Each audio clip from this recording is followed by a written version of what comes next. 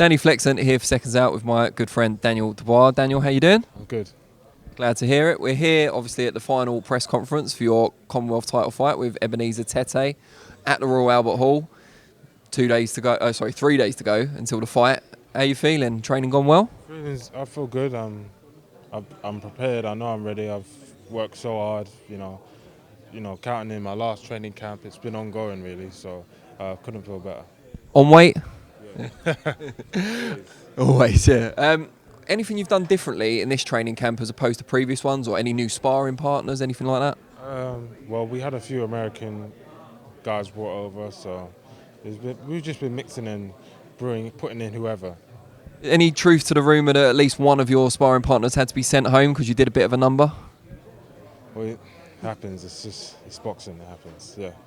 Is that a bit of a risk with you in terms of not just finding sparring partners? I'm sure not everyone's keen to spar you, but also keeping them, like they don't want to kind of get out early. No, most of the guys they want to prove a point, and it's good to have new guys coming in and sparring different people. So, as time goes on and we get more experience in who's out there and what fighters we can use, then we'll get it right. And last time we spoke to you when the fight was first announced, you hadn't seen too much of Tete. I don't think there's that much out there, to be honest. But have you seen any more of him since, and what do you make of him style-wise? Not really. I know he's going to come forward fighter, but I know I'm going to have too much for him and prove on the night that I'm a far superior fighter and just put on a performance and a good show.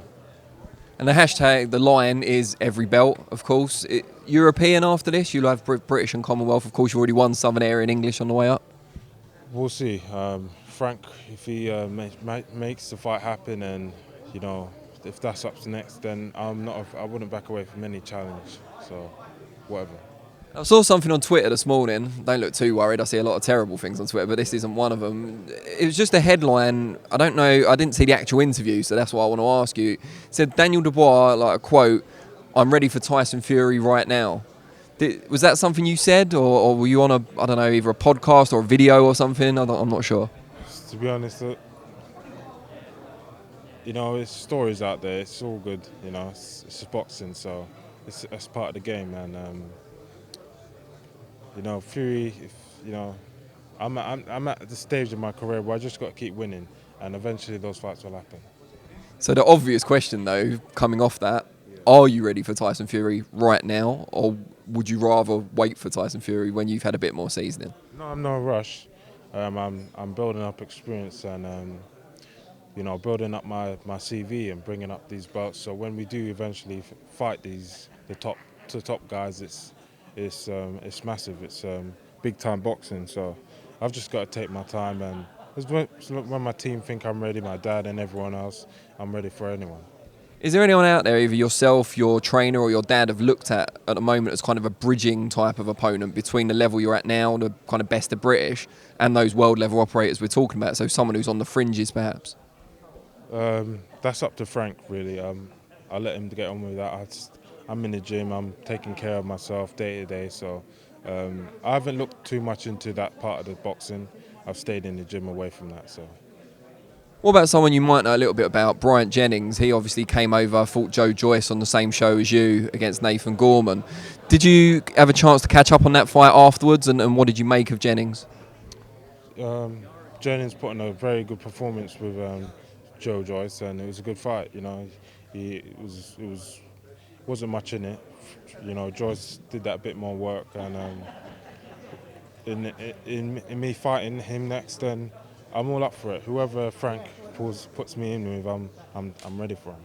We haven't spoken to Frank yet today. We did speak to Francis Warren last week when we were at Dale Youth for your workout, which was a really good event, by the way. Yeah. Francis was saying a good fight, not too far down the line, might be you against Otto Varlin, who just gave Tyson Fury that kind of blood and guts battle. Is that something you'd relish?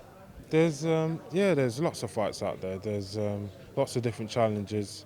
I'm not gonna overlook this guy I've got to deal with on Friday, and then we could talk all about whoever's next.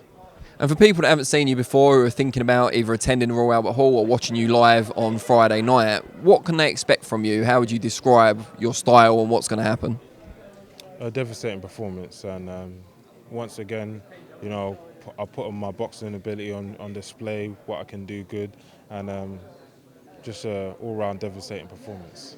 And just before we let you go, just a word about your sister Caroline, who we interviewed actually last week at the workout. That's coming out later this week on Seconds Out.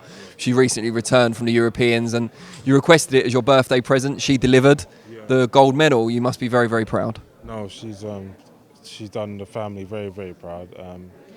She's been such a consistent fighter, winning numerous tournaments. Whoever they put her in with, she's beaten, and she's proved that she's a superior, boxer amongst all others. And she's definitely going to be a legend when she retires. But she's unstoppable right now, and she just inspires me every day. Training alongside with her.